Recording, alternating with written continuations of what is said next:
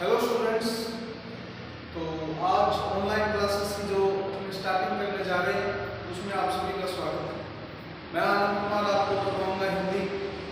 जैसा कि आपको मैंने लास्ट वीडियो में बताया था कि कुछ सिलेबस है जो कम हुआ है, तो अपने उसी सिलेबस के अकॉर्डिंग क्लासेस स्टार्ट करेंगे।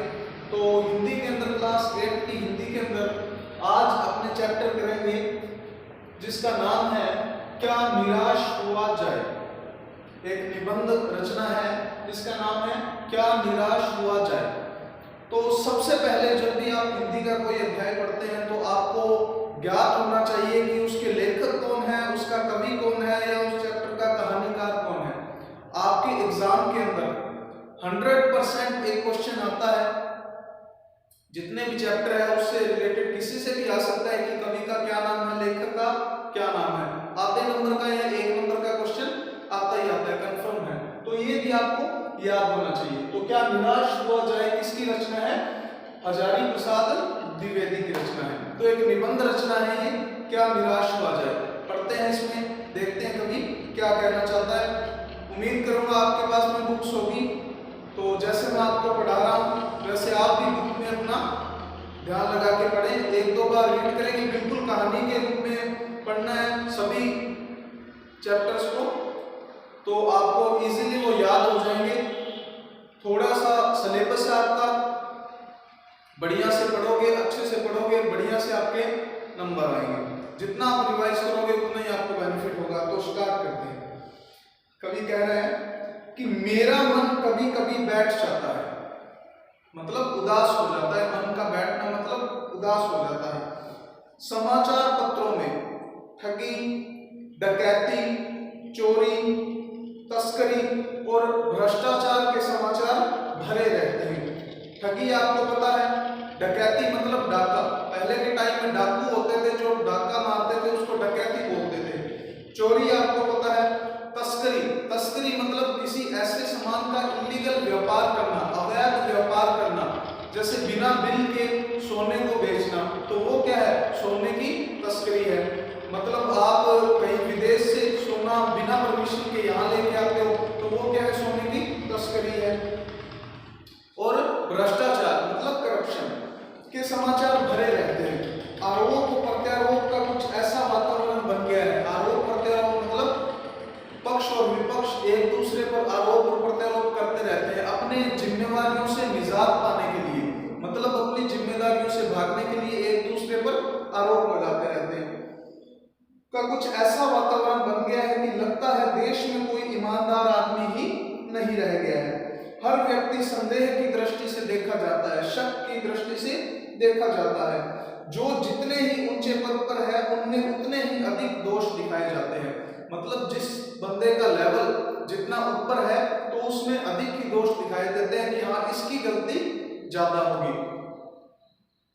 बड़े पद पर मतलब जैसे आप कोई कंपनी में कर लो तो पीओन से लेके सीएमडी सीईओ तक पोस्ट होती है, तो जो जितना बड़ा आदमी होगा करप्शन भ्रष्टाचार को अपने हम उतने ही बड़े नजरिए से देखेंगे कि ये क्लर्क है, ये इतना भ्रष्टाचार कर सकता है, और ये सीएमडी है, ये इतना करेगा। वो पद के अनुसार अपने उसमें दोष देखते हैं।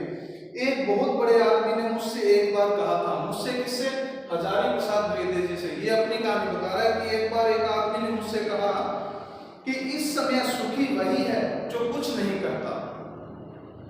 इस समय सुखी वही है जो कुछ नहीं करता। ये उस आदमी का कहना है। आपने इस बात को कतई नहीं मानना है कि जो कुछ नहीं करता वो सुखी है। वो अपने आप ही सुखी है, उसके पास में कुछ है ही नहीं, ना उसके पास में दुखी होने का कारण है और ना उसके पास में सुखी होने का कारण है। वो तो न्यूट्रल है ना। जो कुछ भी करेगा उसमें लोग दोष खोजने लगेंगे, उसके सारे गुण भुला दिए जाएंगे और दोषों को बढ़ा चढ़ाकर दिखाया जाने लगेगा। दोष किसमें नहीं होते। मतलब वो व्यक्ति का कहना था कि आप अगर 100 अच्छे काम करोगे और एक काम आपने बुरा गलती से हो गया तो वो आपका बुरा काम ही लोगों को नजर आएगा, आपकी सारी अच्छाई उस समय दब जाएगी। और वो कहता है कि दोष किसमें नहीं होते, सब में। मानव गलतियों का पुतला है, सब में दोष क्या होते हैं। यही कारण है कि हर आदमी दोषी अधिक दिख रहा है, गुणी कम या बिल्कुल ही नहीं है। मतलब कहने यह है कि समाज किसी व्यक्ति को, उस व्यक्ति में दोषों को ज्यादा महत्व देती है, उसके गुणों को कम महत्व देती है। अपने बात करते हैं तो ना आया वो बहुत खराब है, लेकिन उसकी अच्छाई के बारे में अपने कभी बखान नहीं करते। क्या यही भारतवर्ष है जिसका सपना तिलक और गांधी ने देखा था? तिलक बाल गंगाधर तिलक, गांधी मोहनचंद करमदास गांधी, रविंद्रनाथ ठाकुर, यहाँ पे रविंद्रनाथ टैगोर और मदन मोहन मालवीय का महान संस्कृति सभ्य भारतवर्ष, जैसा उन लोगों ने सोचा था। उन्होंने अंग्रेजों से अपना देश आजाद किया तो उनका कुछ सपना था कि अपना देश ऐसा होगा। सभ्य भारतवर्ष किस अतीत के गहर में डूब गया, मतलब अतीत जो था उसके गहर में डूब गया। क्यों डूब गया? क्योंकि चारों तरफ भ्रष्टाचार है, बेईमानी है, चोरी है, डकैती है, ठगी है, भय का माहौल है। तो उनका ऐसा सोचना नहीं था। जो अपने क्रांतिकारी हुए उनका यही सोचना था कि देश आजाद होने के बाद में बहुत उन्नति और तरक्की करेगा, सदैव भाईचारा है जो बढ़ता रहेगा। आर्य और द्रविड़, हिंदू और मुसलमान, यूरोपीय और भारतीय आदर्शों की मिलन भूमि मानव महासमुद्र क्या सूख ही गया है? मिलन भूमि मतलब जहां पर आर्य और द्रविड़, हिंदू मुसलमान, यूरोप और भारत, उन लोगों ने सोचा था कि सारे एक ही रस्सी से बंधकर, मतलब सभी मानवीय मूल्यों का सम्मान करते हुए सदैव मिलनसार स्वभाव से रहेंगे, भाईचारे के साथ रहेंगे। लेकिन वो क्या है? समुद्र जो मिलन स्वभाव का समुद्र, मतलब लोगों में जो उनके भाईचारे की और आपसी समन्वय की, मतलब आपसी सहयोग की भावनाएं हैं जो खत्म हो रही है। मेरा मन कहता है ऐसा हो नहीं सकता। कवि कहता है कि मेरा मन नहीं कहता कि ऐसा हो नहीं सकता। हमारे महान मनीषियों के सपनों का भारत है और रहेगा। कवि को अभी भी उम्मीद है कि जो अपने महान मनीषियों, मतलब जो पहले अपने महान व्यक्ति थे, उनका जो सोचना था कि भारत वैसा ही रहेगा, कवि का ये मानना है। यही सही है। इन दिनों कुछ ऐसा माहौल बना है कि ईमानदारी से मेहनत करके जीविका चलाने वाले निरीह और भोले भाले श्रमजीवी पिस रहे हैं। कवि कह रहा है कि जो ईमानदारी से काम करके खाते हैं, जो मजदूर वर्ग है, श्रमजीवी मतलब जो डेली अपना मजदूरी करके अपना कमाते हैं और ईमानदारी से खाते हैं, वो पिस रहे हैं। मतलब कहीं ना कहीं उन लोगों का दमन हो रहा है, उन लोगों का शोषण किया जा रहा है। किसके द्वारा? उच्च वर्ग के लोगों के द्वारा। और झूठ तथा फरेब, फरेब क्या होता है? छल, कपट, धोखा का रोजगार करने वाले फल फूल रहे हैं। ये अपने भारतवर्ष में हो रहा है। जो 2 नंबर का धंधा अपने बोल देते हैं, जिसे जो इलीगल है, अवैध है, जिसको अपनी सरकार या अपना समाज मान्यता नहीं देता, ऐसा काम करने वाले लोग फल फूल रहे हैं। मतलब उनके पास में खूब पैसा आ रहा है। ईमानदारी को मूर्खता का पर्याय समझा जाने लगा है। जो ईमानदारी है वो लोग समझते हैं कि जो ईमानदार है वो मूर्ख है। पर्याय मतलब उसका संकेत समझने लगे हैं कि जो ईमानदार है उसको आप मूर्ख मान लो। अपने समाज में ऐसी विडंबनाएं चल रही है। सच्चाई केवल भीरू और बेबस लोगों के हिस्से पड़ी है। ऐसी स्थिति में जीवन के महान मूल्यों के बारे में लोगों की आस्था ही हिलने लगी है। सच्चाई केवल भीरू और बेबस, जो डरावने लोग हैं उनके हिस्से में क्या है? सच्चाई पड़ी है। बेबस लोग हैं मतलब जो लाचार है, जो सच्चाई नहीं बयान कर सकते, जैसे श्रमिक वर्ग है, जो मजदूर वर्ग है, वो अपनी भावनाएं हैं जो लोगों के सामने नहीं रख सकते, क्योंकि कहीं ना कहीं वो डरे हुए हैं, सहमे हुए हैं, वो बेबस है किसी न किसी उच्च वर्ग के सामने। और जीवन मूल्यों के बारे में लोगों की आस्था हिलने लगी है, जो स्वाभाविक है हिलना।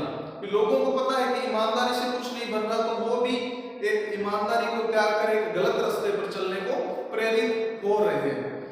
भारतवर्ष ने कभी भी भौतिक वस्तुओं के संग्रह को बहुत अधिक महत्व नहीं दिया। भौतिक वस्तुएं क्या होती है? जैसे अनाज हो गया, पैसा हो गया, सोना, धन संपदा, ये भौतिक वस्तुएं। इसमें क्या है? भारतवर्ष जो था पहले, उन्होंने कभी भी भौतिक वस्तुओं के संग्रह को अधिक महत्व दिया ही नहीं था। उनकी दृष्टि से, उसकी दृष्टि से, किसकी? भारतवर्ष की, पूरा जो देश है उसकी दृष्टि से मनुष्य के भीतर जो महान आंतरिक गुण स्थिर भाव से बैठा हुआ है, वही चरम और परम है। मतलब कहने का है कि भौतिक वस्तुओं को अधिक महत्व न देकर इंसान के अंदर जो उसके मानवीय गुण हैं उनको महत्व दिया गया है। वही चरम है और परम है। लोभ, मोह, काम, क्रोध आदि विचार। लोभ और मोह मतलब किसी चीज का लालच होना, किसी चीज पर ज्यादा मोहित होना, पैसे का मोह होना। क्रोध आदि विचार, गुस्सा मतलब मनुष्य में स्वाभाविक रूप से विद्यमान रहते हैं। वो मनुष्य के अंदर ऑटोमेटिक ही होते हैं, उनको कहीं से लेना नहीं पड़ता कि अपने को काम, क्रोध और लोभ मोह की भावना को लेना पड़ेगा। वो इंटरनल होते हैं अपने, पर उन्हें प्रधान शक्ति मान लेना और अपने मन तथा बुद्धि को उन्हीं के इशारे पर छोड़ देना बहुत बुरा आचरण है। मतलब उन कवि का कहने का तात्पर्य ये है कि काम, क्रोध, लोभ, मोह, जो लालच है, जो गुस्सा है, उनको प्रधान मान लेना, मतलब उनको मुख्य मान लेना बहुत ही गलत आचरण है। और उनको आदर्श मानते हुए अपने स्वयं के विवेक और बुद्धि को खो देना।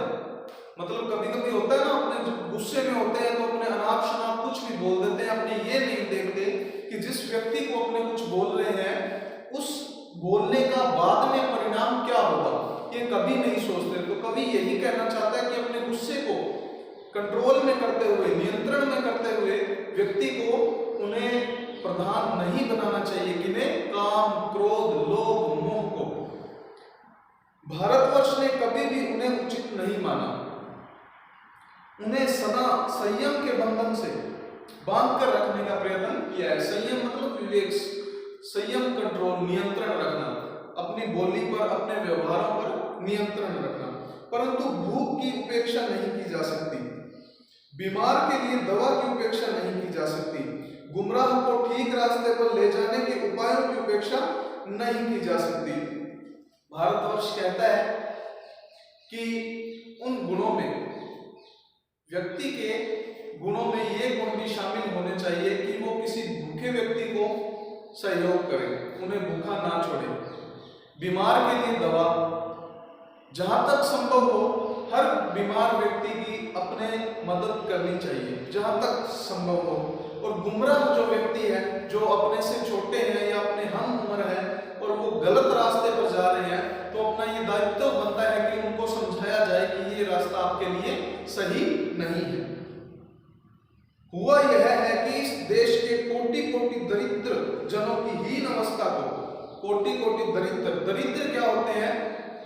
वो लोग जो बहुत ही कमजोर वर्ग से हैं, जिनको अपने समाज ने दरिद्र मान लिया है। भगवान के घर से कोई दरिद्र पैदा नहीं होता। इस धरती पर आने के बाद में, इस समाज में आने के बाद में, ये अपने समाज की विडंबना है कि समाज के कुछ ऊंचे तबके के लोग जो गरीब और मध्यम वर्गीय हैं उनको दरिद्र मान लेते हैं। जैसे अपने नीची जात, ऊंची जात, ऐसी बातें करके उन लोगों को दरिद्र बना दिया जाता है।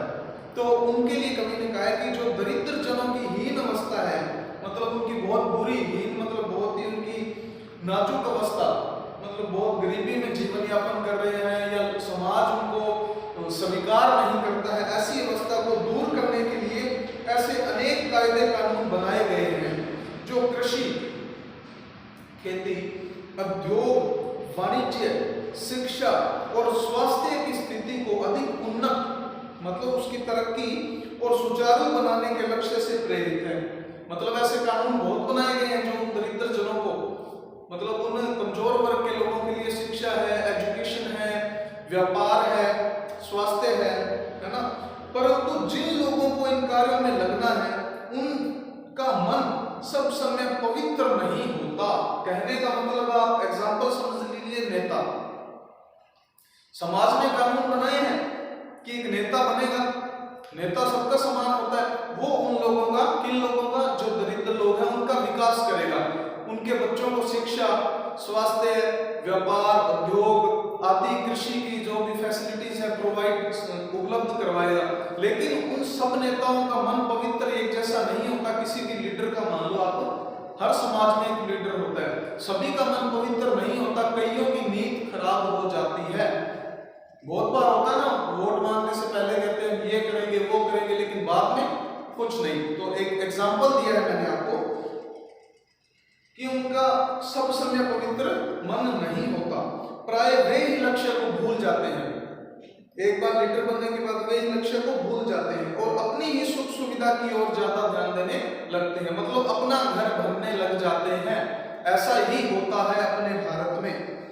भारतवर्ष सदा कानून को धर्म के रूप में देखता आ रहा है। कानून की देवी होती है ना, अंधी देवी होती है जिसके पट्टी बंदी होती है। फिल्मों में कभी आपने देखा होगा कि कानून तो अंधा है, तो वो कानून जो है वो देवी है, उसको अपने भारतवर्ष में हमेशा धर्म माना जाता है। क्यों माना जाता है? कि कानून ही है जो बेबस और लाचार वर्ग के लोगों को न्याय दिला सकता है। अगर कानून नहीं होगा तो उन लोगों का बिल्कुल ही पतन हो जाएगा। आज एकाएक कानून और धर्म में अंतर कर दिया गया है। आज कानून को अलग कर दिया, धर्म को अलग अलग कर दिया, हालांकि वो दोनों एक ही कड़ी के थे। धर्म को धोखा नहीं दिया जा सकता, कानून को दिया जा सकता है, बिल्कुल दिया जा सकता है। कानून में तो अपने ऐसी ऐसी व्यवस्थाएं हैं कि जिससे आदमी कोई भी गलत काम करके बच सकता है, बच सकता है। कानून को इसी प्रकार धोखा दिया जा सकता है। यही कारण है कि जो लोग धर्म भीरू हैं वे कानून की त्रुटियों से लाभ उठाने में संकोच नहीं करते। कानून की त्रुटियां मतलब कानून में ऐसी व्यवस्थाएं की गई है कि आप कोई भी गलत काम करके उस सजा से आप बच सकते हो। जो धर्म भीरू लोग हैं, मतलब जो धर्म के आडंबर रचते हैं, बड़े बड़े अपने आप को महात्मा ज्ञानी बताते हैं, वो कानून की कमियों का सहारा लेकर गलत काम करने से संकोच नहीं करते हैं। उनको पता है कानून में ऐसी व्यवस्थाएं हैं, अपने बच जाएंगे। बहुत से लोग आपने देखा होगा, आप 8th क्लास में हो, आप समझदार हो, आपको भी पता है देश में क्या हो रहा है, आपको भी पता है कि जो गुनहगार हैं उनको सजा ही नहीं मिल रही, कानून व्यवस्था ही ऐसी हो रखी है भैया। ठीक है, गलती एक करते हैं, सजा का रास्ता सिर्फ एक है। आपने गलती की, सजा का रास्ता एक है, लेकिन उससे बचने के रास्ते 10 हैं।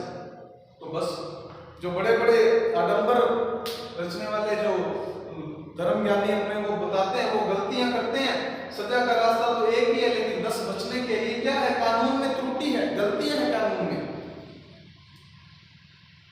इस बात के पर्याप्त प्रमाण खोजे जा सकते हैं कि समाज के ऊपरी वर्ग में, चाहे जो भी होता रहा, ऊपरी वर्ग जो पैसे वाले होते हैं, भीतर भीतर भारतवर्ष अब यह भी अनुभव कर रहा है कि धर्म कानून से बड़ी चीज है।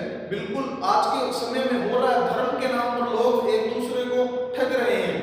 धर्म के नाम पर बहुत ऐसे गलत काम हो रहे हैं जो नहीं होने चाहिए। लोगों को उनकी धार्मिक भावनाओं से जोड़कर उनको डराया जा रहा है। अब भी सेवा, ईमानदारी, सच्चाई और आध्यात्मिकता के मूल्य बने हुए हैं। कहाँ बने हुए हैं? कुछ लोगों में, चुनिंदा लोग हैं जो ईमानदार हैं, तभी तो धरती चल रही है। अगर सारे एक जैसे हो जाएंगे तो तबाही तबाही हो जाएगी। यहाँ पर प्रलय, तूफान, मतलब कुछ भी आप मान लो शब्दों का, जो इंसान है वो इंसान के काम नहीं आएगा अगर सभी नैतिक मूल्यों का पतन हो गया। नैतिक मूल्य कौन से? सेवा भाव, ईमानदारी, सच्चाई और आध्यात्मिकता। मतलब जो व्यक्ति धर्म से सही तरीके से उससे जुड़ा हुआ है, जो सही तरीके से धर्म के नियमों का पालन करता है, वे दब अवश्य गए हैं। जो सच्चाई, जो सच्चे व्यक्ति होते हैं वो दब अवश्य जाते हैं, लेकिन नष्ट नहीं हुए हैं। आज भी वह मनुष्य से प्रेम करता है, महिलाओं का सम्मान करता है, झूठ और चोरी को गलत समझता है, दूसरों को पीड़ा पहुंचाने को पाप समझता है। कौन? जो सच्चा और ईमानदार व्यक्ति है, वो एक दूसरे इंसान से प्यार करता है, मोहब्बत है उनके बीच में, और महिलाओं का सम्मान करता है। ठीक है, चोरी को गलत समझता है, झूठ को गलत समझता है, किसी को नीचा दिखाना उसको पाप समझता है। हर आदमी अपने व्यक्तिगत जीवन में इस बात का अनुभव करता है। समाचार पत्रों में जो भ्रष्टाचार के प्रति इतना आक्रोश है, वह यही साबित करता है। भ्रष्टाचार के प्रति आक्रोश मतलब गुस्सा है भ्रष्टाचार के प्रति। किनमें? खासकर युवाओं में, क्योंकि युवा वर्ग आज पीड़ित है। नौकरियों में भ्रष्टाचार हो रहा है, जो डिजर्व करता है उसको मिलती नहीं है। और ऐसे मतलब बात सुनते हैं कि वो तो उनके रिश्तेदार पावर में थे और उस बच्चे को तो लगा दिया। तो ये बात सुन के जो लगना चाहिए, जो उसका दावेदार है, उसमें आक्रोश स्वतः ही उत्पन्न हो जाता है। वह यही साबित करता है कि हम ऐसी चीजों को गलत समझते हैं और समाज में उन तत्वों की प्रतिष्ठा कम करना चाहते हैं जो गलत तरीके से धन या मान संग्रह करते हैं। तो आजकल के युवा थोड़े बहुत प्रेरित हो रहे हैं, वो सही मार्ग पर जा रहे हैं, वो ऐसे लोगों की प्रतिष्ठा मतलब उनकी इज्जत को, उनकी रिस्पेक्ट को मिट्टी में मिला रहे हैं धीरे धीरे। जो लोग गलत तरीके से अपनी पावर का दुरुपयोग करते हैं, गलत यूज करते हैं, पैसा रिश्वत समझ लो आप, या किसी का होता है ना ये काम करवा देंगे इतने पैसे लगेंगे, उस हिसाब से जो बंदे धन संग्रहित कर रहे हैं उनकी रिस्पेक्ट को आज के सभ्य लोग जो समझदार हैं वो मिट्टी में मिला रहे हैं, और जो कि होना भी चाहिए। दोषों का पर्दाफाश करना बुरी बात नहीं है। पर्दाफाश मतलब उन दोषों का मतलब स्पष्ट कर देना भी, हाँ उनसे जो भी लोगों के आंखों में पट्टी बंधी होती है वो हटा देते हैं कि देखो ये गलत हो रहा है, इसको आप समझो। बुरी बात नहीं है, वो बिल्कुल सही बात है। आप किसी के आंख में पट्टी बंधी हुई है कि नहीं यार वो नेता तो बहुत बढ़िया है, तो उसकी अगर वो गलत है तो उसकी सच्चाइयों को उस व्यक्ति के सामने रखना कोई गलत बात नहीं है। बुराई यह मालूम होती है कि किसी के आचरण के गलत पक्ष को उद्घाटित करके उसमें रस लिया जाता है, बल्कि बुरी बात तो ये है कि आप किसी गलत व्यक्ति की गलत हरकतों को पर्दा डाल रहे हो उस पर। जैसे एक व्यक्ति बुरा है और आप अपने दोस्त को कह रहे हो कि नहीं ये तो बहुत बढ़िया है यार, इसके जैसा तो कोई मैंने आज तक देखा ही नहीं, तो वो आपका दोस्त है वो भी मान लेता है, तो ये बात गलत है। अगर वो गलत है तो आप अपने दोस्त को बताओ कि यार मुझे पता है ये गलत है, इसके साथ में अपने को नहीं रहना है। और दोषों उद्घाटन को एकमात्र कर्तव्य मान लिया जाता है। कई होते हैं जो खास उनके व्यक्ति होते हैं, किनके जो बुरे व्यक्ति होते हैं, उसका एक आधा चेला चपाटा ऐसा है जो उसकी महिमा का गुणगान ये लगता है कि ये तो बहुत बढ़िया है, ये तो बहुत बढ़िया है, तो वो चेले चपाटे होते हैं, वो अपना कर्तव्य मान लेते हैं कि अपना गुरु तो यही है, ये बुरा करके पैसा कमा रहा है तो अपने भी बुरा करके पैसा कमा ही लेंगे। बुराई में रस लेना बुरी बात है, अच्छाई में उतना ही रस लेकर उजागर न करना और भी बुरी बात है। कवि कह रहा है कि बुराई में रस लेना, बुरे कामों में इंटरेस्ट लेना बहुत बुरी बात है, और अच्छाई में इंटरेस्ट ना लेना उससे भी ज्यादा बुरी बात है। कवि कहता है कि वो लोग बुरे हैं जो बुराई को सपोर्ट करते हैं भी, और उनसे भी बुरे वो लोग हैं जो अच्छाई को सपोर्ट नहीं करते, वो ना बुराई के ना अच्छाई के हैं, तो कहीं ना कहीं अच्छाई है जो कमजोर पड़ती जा रही है इसी कारण से, क्योंकि अच्छे लोगों की कमी हो रही है, है ना। सैकड़ों घटनाएं ऐसी घटती है जिन्हें उजागर करने से लोक चित्त में अच्छाई के प्रति भावना जगती है। मतलब कवि कहता है कि बहुत सी ऐसी घटनाएं हैं जिनको अपने को उद्घोषित करना चाहिए, लोगों के सामने उनको रखना चाहिए। जैसे बड़े बड़े कोई दानवीर हैं जो शिक्षा के क्षेत्र में, स्वास्थ्य के क्षेत्र में और यातायात के क्षेत्र में, आमजन की भलाई के क्षेत्र में अग्रणी रहते हैं, तो ऐसे लोगों की जीवनी के बारे में, ऐसे लोगों के व्यक्तिगत विचारों को पूरे समाज में फैलाने का हमारा कर्तव्य है, ताकि ऐसे व्यक्ति से और भी व्यक्ति कोई प्रेरणा लेकर समाज के लिए अच्छा काम कर सके। तो आज की कड़ी में अपन इतना ही पढ़ेंगे बच्चों, नेक्स्ट क्लास में इस चैप्टर को अपने पूरा करेंगे। Thank you.